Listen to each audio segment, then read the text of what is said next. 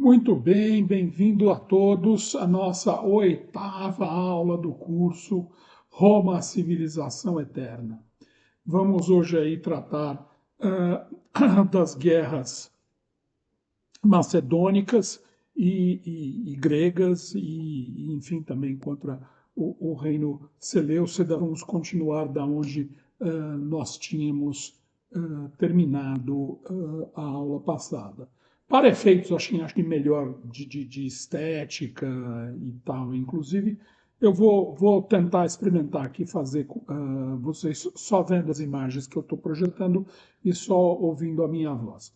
Então vocês não me verão. Depois vocês dizem se ficaram bom, o que preferem, o que é melhor. Porque como não dá para usar o zoom nessa gravação direta, porque ele também não fica esteticamente em ordem, eu estou optando por tentar fazer dessa forma. E depois vocês me contam se deu certo, se gostaram, se aprovaram.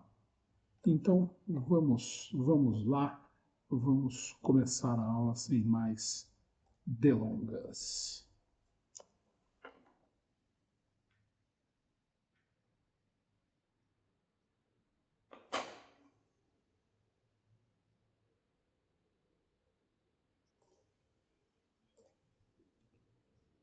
Então, a Primeira Guerra Macedônica de 2014 a.C. a 2005 a.C.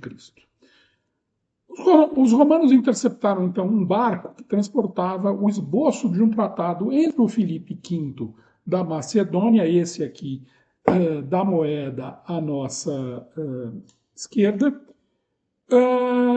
um tratado entre o Filipe V da Macedônia e o Aníbal, esse aqui da nossa direita, ao qual vocês já conhecem lá das Guerras Púnicas, já é um personagem ao qual tratamos. Aníbal já estava na Itália, já estava fazendo sua campanha lá, e Filipe se comprometia a enviar tropas em apoio, porque qual era a ideia dele? Ele pretendia expulsar os romanos da costa adriática ali da Macedônia, da Grécia, enfim, né, do outro lado do mar Adriático. Filipe acaba derrotado em 214 a.C., né, mas não é inteiramente vencido. Os romanos não arrasam ele, não tiram ele do poder. O que os romanos fazem foi se aliar aos gregos da Liga Etóica, né, que era uma região ali mais ao sul da Grécia, mais ao sul da Macedônia. Né? O que eles queriam, esses gregos da Liga Etóica, dessas cidades, estados da Liga Etóica? Eles reclamavam algumas cidades adriáticas de Filipe, porque eles lutaram em outras guerras com eles e queriam uma compensação. Bom, Filipe não ficou satisfeito com isso e invadiu a Etólia em 207, né, que estava sob a proteção dos romanos. Né? E ele só venceu porque os romanos não estavam lá já envolvidos com a Segunda Guerra Púnica, não tinham condição de enviar reforços prontamente.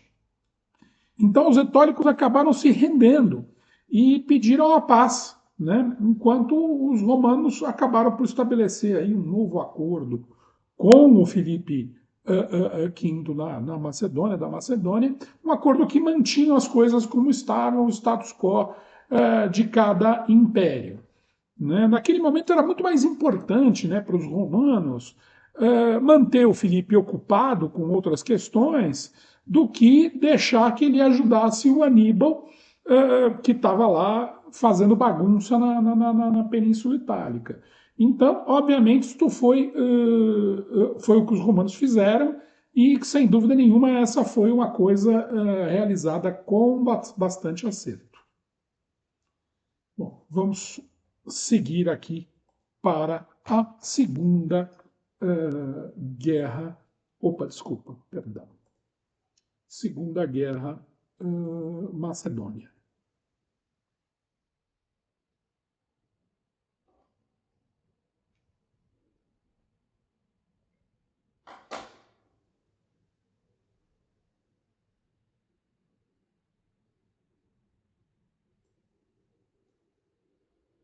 De novo, o mesmo problema. Não, agora também não. Eu queria ter o cursor para mostrar as coisas para vocês no mapa, mas não estou conseguindo. Mas vamos em frente. Assim que terminou, né, para explicar melhor, eu vou tentar explicar o mapa enquanto eu descrevo aqui com vocês. Assim que terminou a Segunda Guerra Púnica entre os romanos e os cartagineses, né, o Filipe V lá da Macedônia acabou entrando em guerra com outras cidades, né, com Pérgamos, com Rhodes, com Atenas, que eram todos já inimigos deles, queriam se livrar da Macedônia, nunca se conformaram muito com o controle macedônico naquela região da Grécia. Né? E eles acabaram, essas cidades gregas, indo pedir ajuda aos romanos, indo pedir ajuda ao Senado romano. Né? E o Senado romano acabou concordando por ajudar. Então, ele entregou as operações na região ao cônsul Públio Sulpício Galba, o Galba, né? E enviou mensageiros ao Filipe pedindo ao fim das compensações, ao fim das hostilidades e também compensações aí pelo problema, né? O Galba vamos dizer, ter autorização completa de fazer a guerra na Grécia, ele precisava da autorização da Comitia Centúria. Né? Lembra que eu falei da Comitia Centúria para vocês algumas aulas atrás, expliquei que era esse órgão que auxiliava, que vamos dizer, que elegia as pessoas para o Senado e que auxiliava nas questões de fazer a guerra e a paz. Era muito uma assembleia voltada para as questões também militares. E pela primeira vez um dos tribunos lá se opôs a essa coisa de fazer a guerra. Né? Provavelmente estava todo mundo muito cansado das duas guerras púnicas contra Cartago, né? E o que aconteceu é que o Galba teve que fazer uma segunda tentativa, no qual ele acabou conseguindo convencer aí a Comitia Centúria a conduzir a guerra lá contra a Macedônia e na Grécia. Então, no final do ano 200, o Galba reuniu aí duas legiões para iniciar a guerra na Macedônia. Né? Começou a saquear as cidades mais na fronteira, né? Mais aí junto do Mar Adriático, e acumulando espólios de guerra e tal. Ele foi seguindo em frente. Os etólicos da Liga Etólica, que eu acho que dá para ver aqui, né? Tem esse destaque em vermelho à esquerda, mas dá para ver aqui, onde está escrito Liga Etólica no mapa à direita, se juntaram aos romanos para fazer frente a essa guerra contra Filipe. Em 198, assumiu um jovem cônsul, o Tito Quincius Flamínio, e ele começou a comandar as operações lá. Né? E ele propôs, né, que se o Filipe tivesse disposto a renunciar às conquistas dele e tivesse disposto a pagar as compensações, ele não continuaria a guerra. Mas eles estavam, né, os romanos estavam muito interessados em continuar essa guerra. Né? Então, eles impuseram uma condição a mais, que o Filipe entregasse a Tessália. Né? A Tessália é aqui um território que está ao norte da Liga Estoica, né? Nesse mapinha aqui da direita, é bem o sul aí da Macedônia. E esse era um território que já estava com a Macedônia há 150 anos. Foi o Filipe II, pai do Alexandre Magno, do Alexandre o Grande, que tinha conquistado. Né? Roma estava também jogando para as cidades-estados gregas inimigas de Roma. Né? E elas estavam muito esperançosas que com isso iam conseguir a sua liberdade. Mas eram condições muito duras, né, para o Filipe V aceitar, né? Eram termos inaceitáveis, né? E ainda eles queriam, ainda por cima, no final da conversa, queriam que ele renunciasse a três cidades importantes, né? Na Macedônia e no sul da Grécia, né? Demétrias na Trácia, Calcis na ilha de Eubeia e Corinto, entendeu? Eram cidades chaves para ingressar na Macedônia e tal. E realmente ele não podia, né? Felipe não podia aceitar essas condições abusivas do Flamínio e dos romanos, né? E assim, na primavera de 197 antes de Cristo, as duas legiões, né, do Flamínio se bateram na Tessália contra o Filipe na Batalha dos Sinocéfalos, né? Durante essa batalha, né, os macedônios acabaram envolvidos num denso nevoeiro que obrigou eles a se desviarem do caminho, a se confundirem nas colinas que tem na região, né? E ainda, inclusive, eles tinham um problema, né? As tropas gregas, as tropas macedônias, elas trabalham com falanges, né? O que são falanges? São grupamentos de soldados bastante densos que usavam aquelas longas lanças, né? Aquelas lanças compridas, são chamadas opilas gregas, né? Parece um grupo assim fechado, um porco-espinho, com aquelas coisas muito, aquelas lanças muito compridas, né? Algumas com quase 8 metros. Então, aquilo funcionava para terrenos mais planos, menos acidentados, em terrenos mais abertos. Era impossível você vencer uma pila daquela, mas eles não eles dependiam da concisão, eles dependiam de se manter muito juntos para ser uma efetiva arma de ataque e de defesa. E isso lá naquela região não era propício, né?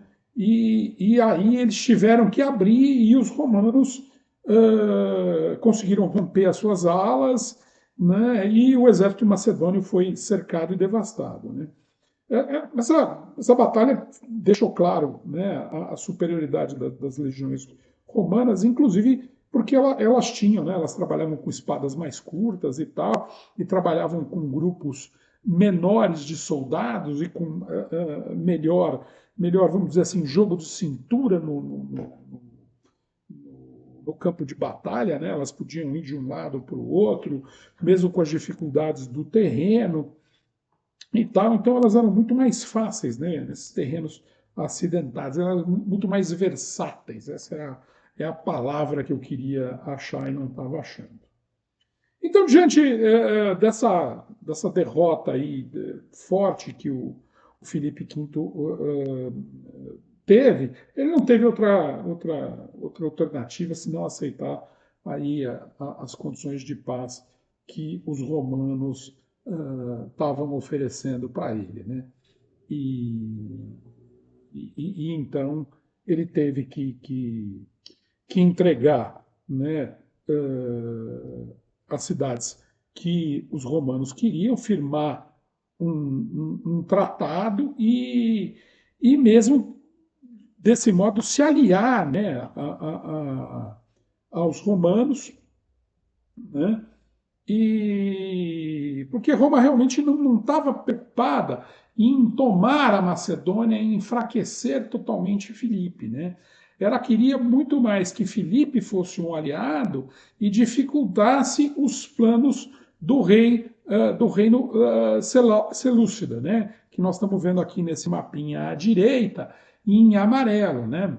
É importante lembrar que o reino Seleucida ele é fruto das invasões do Alexandre Magno naquela região contra o Império Persa.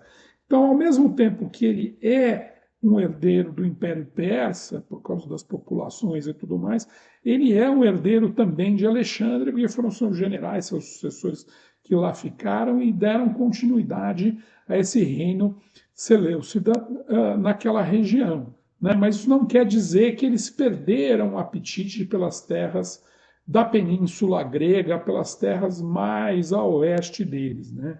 Eles tinham essas ambições. Roma sabia e Roma queria usar Filipe como mais um escudo, como mais uma proteção contra eles, né? Então, no final, apesar deles terem feito esse acordo, esse tratado com a Macedônia, com o Filipe V, ele ainda foi obrigado a pagar uma indenização de 1.000 talentos, a se retirar de todas as cidades gregas e as cidades da Ásia, ficar confinado só à Macedônia, né? E aí houve um momento que está aí bem retratado na história e tal, por duas pinturas que eu vou mostrar, né? Que o nosso cônsul Flamínio tinha que receber né, o aceite de Filipe, dessas condições todas, durante os Jogos Istmos, em honra de Poseidon, no ano seguinte, né, em junho de 196 a.C. Então, o Flamínio declarou perante aí a reunião, uma multidão reunida, que Roma ia garantir a liberdade das cidades gregas, que contribuíram, né, para ser livres e independentes da presença de tropas de ocupação, iam ser livres de obrigação de pagar tributos e tal. Disposições que pareciam incríveis, né? Coisas assim que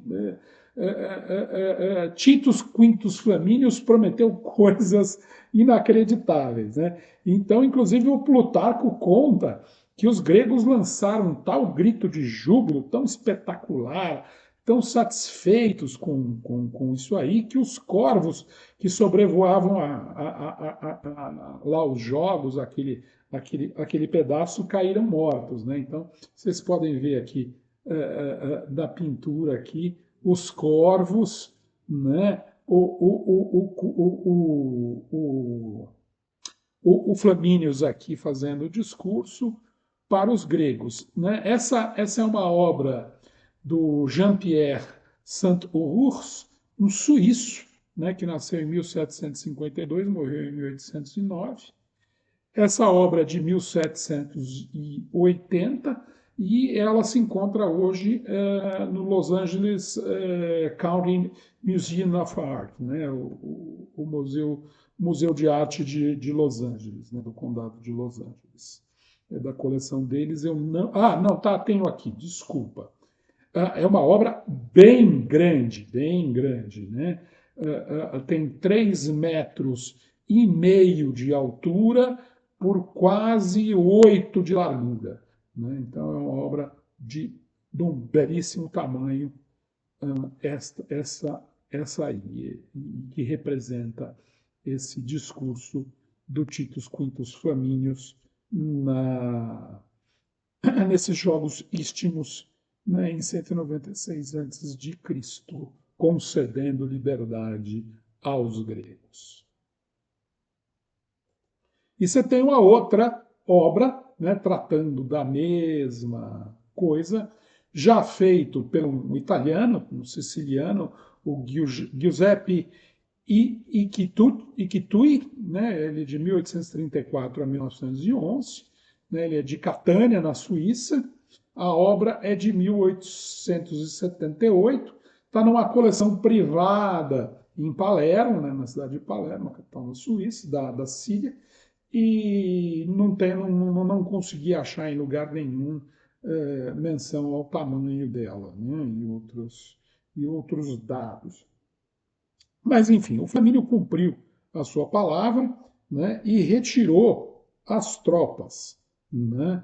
Mas é certo que Roma considerava que as cidades estavam sob sua proteção e qualquer afronta, né, contra elas, né, os ansei pensando aí no reino Seleucida da Síria, né, não seria uma declaração de guerra, né? E aí, nesse sentido, é aí o que vai, de fato, acontecer no capítulo seguinte, né, quando o rei Antíoco III, o rei do reino Seleucida, vai crescer o olho para as terras a oeste dele, né? Então, e vamos contar essa história da guerra Seleucida que vai aí de 192 antes de Cristo a 188 antes de Cristo. A dinastia Seleucida já reinava aí há bastante tempo, né? É, já tinha perdido o controle da Ásia Menor quando o Antíoco, aí a partir de 223, iniciou uma série de campanhas para voltar a ampliar o seu reino, voltar a ter essas cidades aí da Ásia Menor e tal, mais próximas na Grécia e a Macedônia, né? Então ele começou aí suas operações de guerra entre 195 e 192 a.C. E acabaram levando ele à Trácia, né? Como vocês estão vendo aí no mapa, a Trácia é esse território aí ao norte da Macedônia, ou seja, ele atravessou ali o estreito onde hoje é onde hoje é Istambul, a antiga Constantinopla, né, muito provavelmente ali pelo estreito do Bósforo, e foi aí em direção à Trácia. Os romanos até aí tolerariam, mas um tador que os etólios, né, descontentes com o tratamento que Roma estava dando para o Filipe V da Macedônia, estavam lá com ciúmes e tal, deram a entender ao Antíoco que, olha, se você vier para cá, você vai ser bem recebido e tal. Né? Sempre aquele jogo entre as forças, né? O amigo do meu, o inimigo do meu inimigo é meu amigo e vice-versa, né? O amigo do meu inimigo é meu inimigo. Enfim. E E assim ele avançou em relação às cidades da Etólia, e obviamente isso levou à guerra. Né? Roma imediatamente mandou um cônsul com tropas para a coisa, né? E a batalha iria acontecer. Né? Em 190, o Cipião, Cineu Cipião, né, irmão do Cipião africano, do qual nós tratamos lá nas guerras púnicas, foi nomeado cônsul e recebeu aí o comando dessa área. Né? E seu irmão era seu conselheiro. Né? E se foram para lá, né, para iniciar as operações contra o Antíoco III. Né? Fizeram as exigências que ele tinha que se retirar totalmente da Ásia Menor e tal, e passaram, né, quando ele não topou, passaram para o confronto. O interessante é que se o Cineu Cipião tinha o irmão, o Cipião africano, como conselheiro, o Antíoco III tinha o Aníbal Barca, imaginem vocês como conselheiro. Né? Ele já tinha se exilado lá de Cartago e ele estava agora no Reino Seleucida como convidado e foi lá participar dessa batalha entre os Seleucidas e Roma. Né? E aí o encontro se deu na Batalha de Magnésia. Né? Eles não deram muita bola para os Seleucidas, para os conselhos do Aníbal, né? E aí a coisa acabou não andando bem. Né? E eles perderam. E aí o Antíoco teve que ceder às condições impostas pelos romanos. Abandonou a Ásia Menor, pagou uma avultada indenização. Imaginem vocês, 15 mil talentos, né? O outro tinha pago só 1.000, né? O Filipe V, aqui o Antíoco custou bem mais caro. E essas cidades da Ásia Menor se dividiram em dois grupos. Um lado, as cidades não gregas, né, ficaram ligadas às cidades de Pérgamo e Rhodes, aliados dos romanos aí naquela região. E as cidades que tinham passado, vamos dizer, não romano e tal, ficaram relativamente livres, né? E esse foi aí o destino dessa guerra com o Império Seleucida, né? Mais para frente, esse império ainda vai voltar a incomodar Roma. Vocês vão ver em capítulos seguintes, de novo, esse império atrapalhar aí os planos de Roma, ser combatido, ser conquistado por Roma. Então, sigamos. Para vocês terem uma ideia do tamanho que era esse Império Seleucida e como ele está absolutamente aí ligado à história do Alexandre o Grande, né? Porque ele ainda tinha aí, entre o ano 200 e o ano 64, quase que praticamente a extensão aí de grande parte das terras que foram conquistadas pelo Alexandre o Grande, né? Então vocês têm essa diferença de cor, fronteiras que foram mudando aí ao longo desses anos. Mas mesmo assim, sempre um vasto império, um império muito grande, né? Que englobam áreas onde hoje está parte da Turquia, onde está a Síria, onde está o Iraque, onde está o Irã, né, onde está o Afeganistão, uma grande parte do Paquistão, enfim, uma série de países aí que na modernidade, né, se colocados no mapa, estariam aí dentro desse Império Seleucida. Então é importante mostrar aí esse mapa para vocês terem uma boa ideia do que nós estamos falando e a gente poder, inclusive, voltar nele em aulas futuras. Bom, sigamos para a Terceira Guerra Macedônia, que vai acontecer desculpa, 171 a 168 antes de Cristo, né? Então, Filipe V acabou morrendo e o sucedeu seu filho, chamado Perseu, esse dessa moeda aí à esquerda, que durante aí, os primeiros anos de reinado aplicou uma política agressiva para melhorar a sua posição na Grécia, não ficar tão fraco como Filipe V acabou ficando por causa das derrotas para, para Roma. Né, ele foi acusado por um rei vizinho, né, aos romanos, para tentar intrigar ele com os romanos, de tentativa de assassínio, enfim, de criar problemas para os vizinhos, problemas lá dentro da própria Macedônia. Mas, na verdade, tudo isso eram as engrenagens romanas, né, depois de terem vencido aí os Seleucidas, de quererem ter um domínio total sobre a região, transformar a Macedônia e a Grécia numa província diretamente ligada a eles, cobrar tributo de todo mundo, ter o controle completo sobre aquela área, né? E isso, né?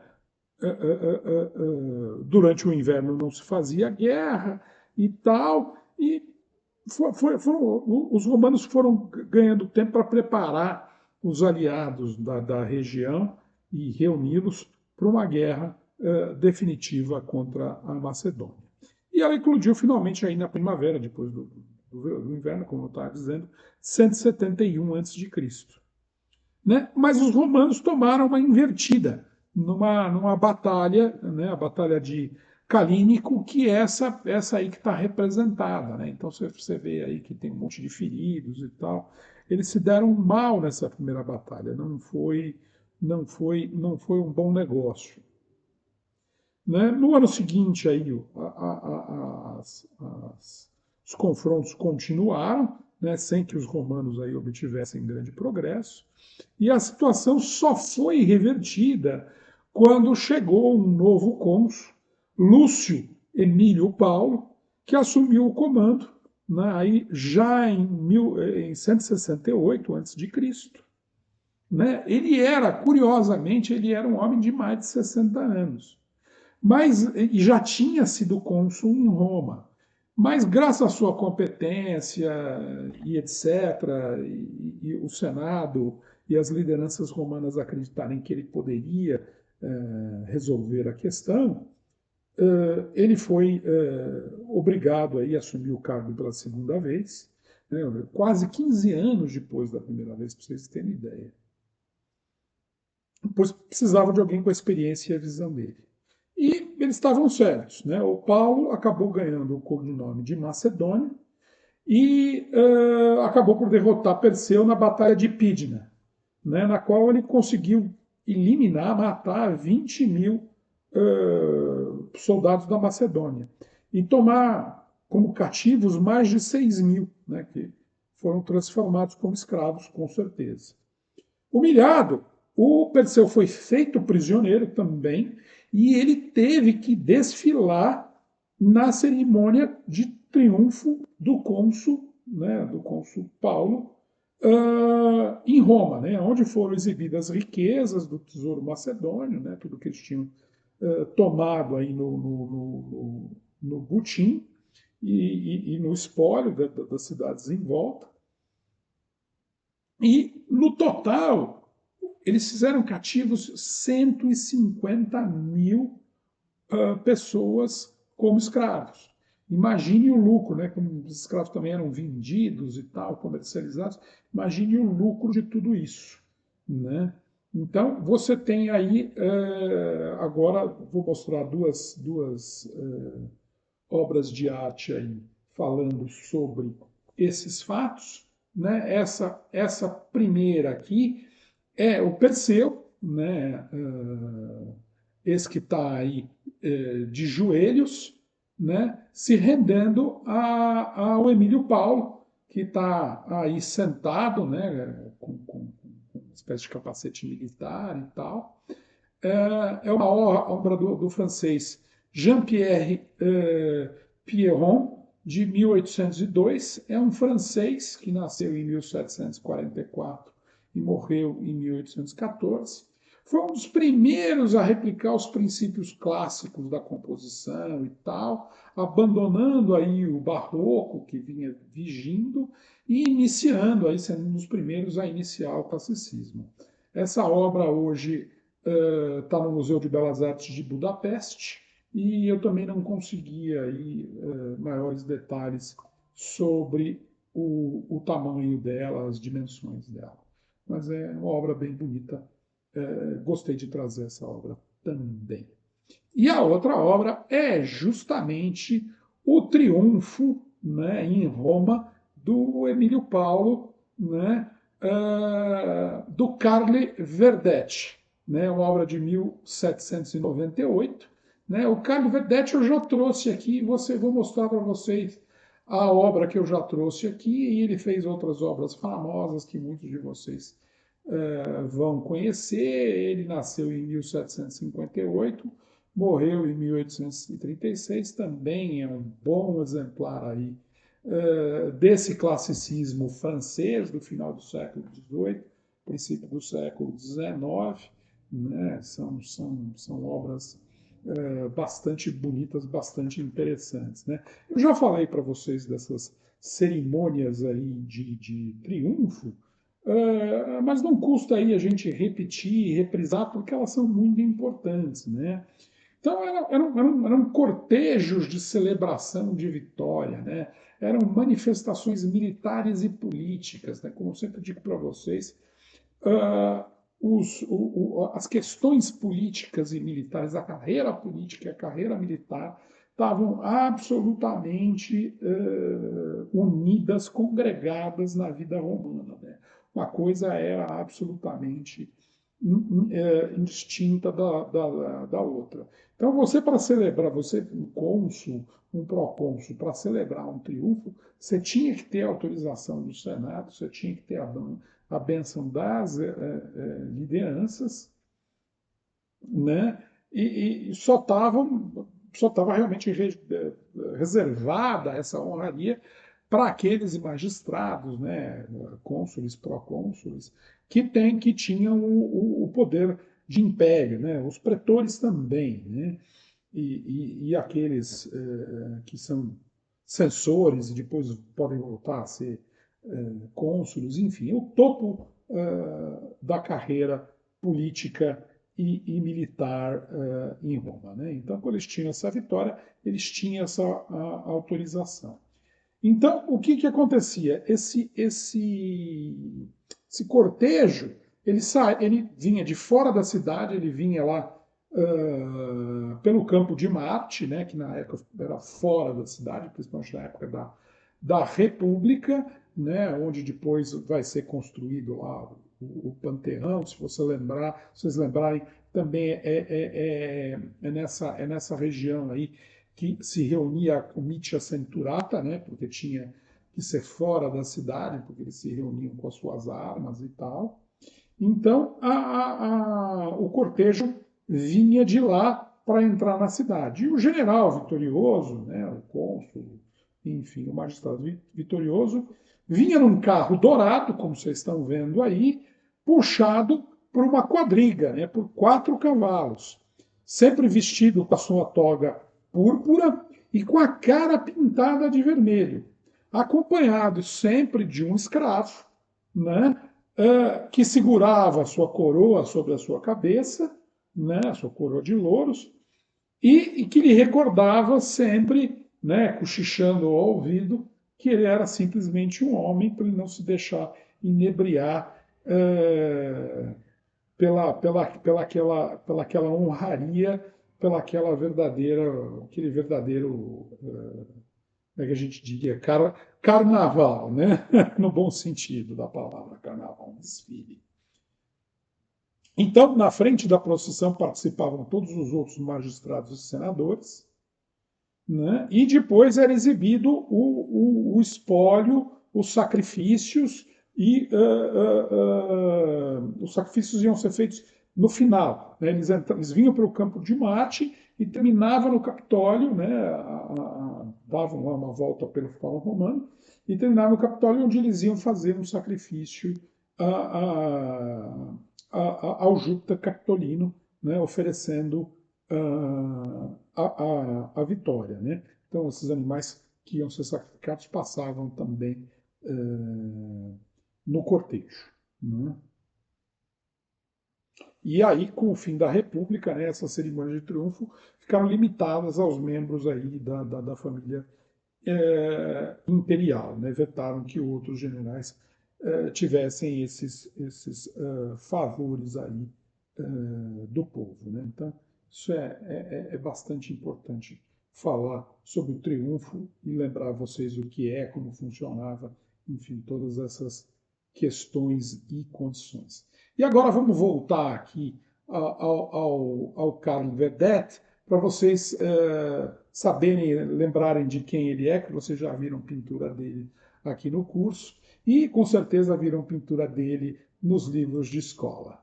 Tá aí, né? A questão, né? O sequestro das Sabinas, né? Lá no começo da vida de Roma, né? Com Rômulo e seus companheiros, sequestrando as filhas dos Sabinos, né? E aí esse quadro aí que está no Louvre, né? Que eu tive a sorte de ver pessoalmente, representando é do Carlo Verdetti, e esse outro aí do Napoleão, que pelo menos ilustrou os meus livros de história, deve ter ilustrado os muitos de vocês. Né? Realmente é um pintor fantástico, são obras bastante relevantes, bastante bonitas, eu gosto bastante delas. Né? Então, é isto, vamos aqui seguindo, nos caminhando aqui. Então, o que aconteceu ainda eh, lá depois da derrota? Né? Eles fizeram esses 150 mil escravos, né? E tomaram posse de todas as riquezas da região, minas de metais preciosos e tal. E,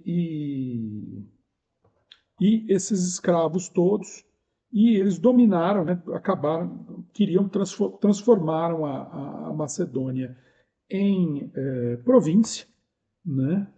E aí eles queriam a hegemonia completa do Mediterrâneo. E para conseguir a hegemonia completa do Mediterrâneo, eles tinham que submeter a todas as cidades-estados gregas a Roma. Né? Então, Roma deixou de ser a defensora da liberdade dos gregos. E, entre outras represálias, após a derrota, né, do Perseu da Macedônia, os romanos começaram a obrigar as cidades a abandonar a tal da Liga Aqueia para elas ficarem fracas e eles conseguirem manipular e botar colaboradores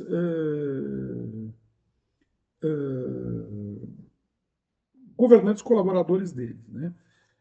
Depois da morte de um deles, né, o Caricrates, né, houve uma retomada aí do sentimento anti-Roma e tal, especialmente em Esparta, lá por volta de 150. Né? Mas os romanos tinham suas tropas de ocupação e fizeram frente a isso aí, e principalmente, né, como estavam acabando lá a Terceira Guerra Púnica, né, de 149 a 146, né, e no meio disso tinha aparecido também um outro pretendente à Macedônia, né, um tal de Andrisco, que dizia ser filho de Perseu e que queria restaurar a monarquia lá. Os romanos realmente resolveram endurecer. Né? Mas um primeiro pretor, o Públio Juvencio, tinha sido derrotado. Depois, um outro pretor, o Quinto Cecílio Metelo, impôs aí uma ordem na Macedônia, que, né, encerrando aí essas questões da Macedônia, tornando, como eu tinha dito, a Macedônia uma província romana.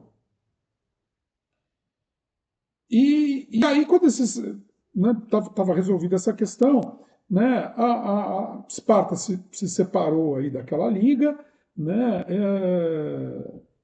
seguiu aí a orientação dos romanos, né, e a Liga Aqueia não se conformou e declarou guerra contra a Esparta, o que era equivalente a declarar guerra contra a Macedônia. E aí o Betelo acabou sendo substituído por um outro cônsul, pelo Lúcio Múmio. E aí esse, de fato, ele botou a Grécia absolutamente de joelhos.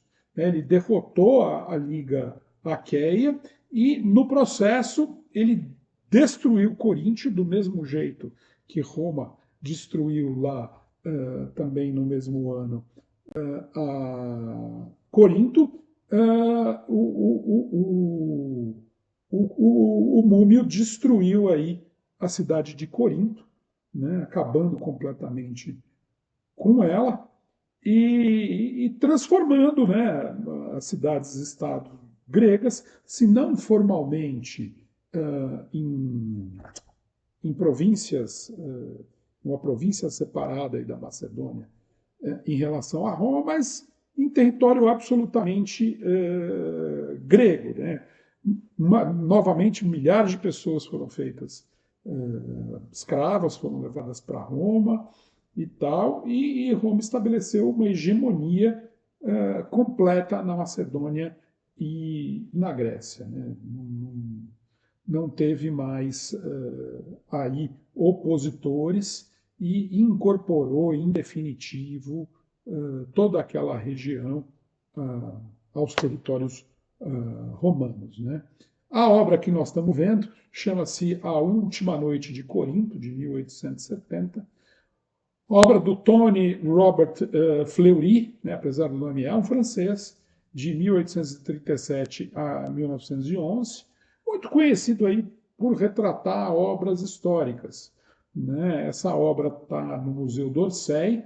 Eu também tive aí o privilégio de vê-la pessoalmente. Ela é muito intrigante, muito bonita, muito grande, né? Ela tem 4 metros de altura por 6 de largura, né? 4 por 6 é uma região ali no segundo andar do D'Orsay, no fundo à esquerda, que tem obras desse calibre, aí, obras né, do classicismo e tal, digamos, com essa pegada, e que é uma área muito bonita, né? Não são vários quadros, mas são quadros bem interessantes, né? É uma coisa bem bonita e que vale a pena ver, né? Então, com isso aqui, nós estamos caminhando para o final da aula, né? Não temos aí muito mais o que mostrar. Vamos ter que deixar o resto para a próxima, para a gente não ficar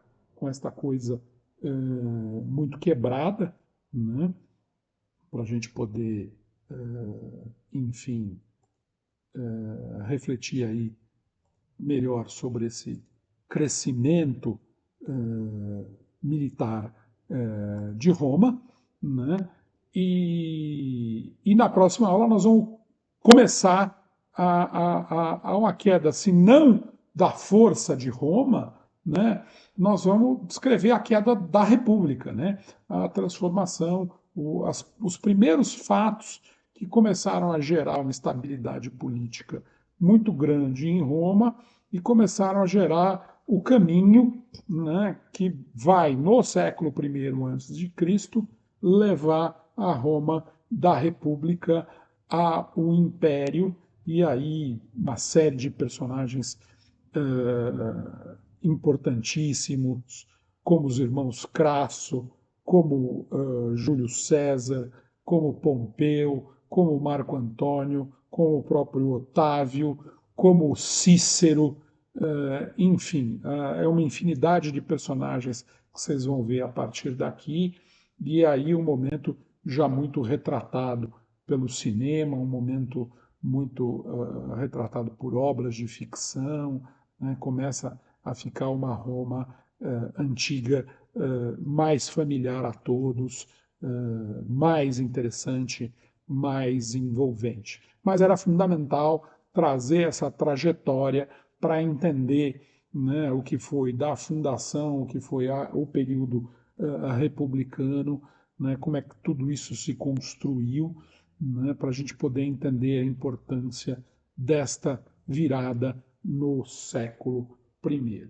Então, como a aula está gravada, eu continuo aí à disposição de vocês no WhatsApp, seja no grupo, seja me chamando no pessoal, só quem por acaso ainda não guardou meu número, é só pegar aí no grupo e me chamar diretamente para tirar qualquer dúvida, para perguntar. Se quiser no grupo é muito bom, porque todos também podem se beneficiar dessa dúvida e dessas colocações. Hoje a aula é um pouquinho mais curtinha, mas por questões didáticas, porque a partir da semana que vem entramos num assunto completamente diferente.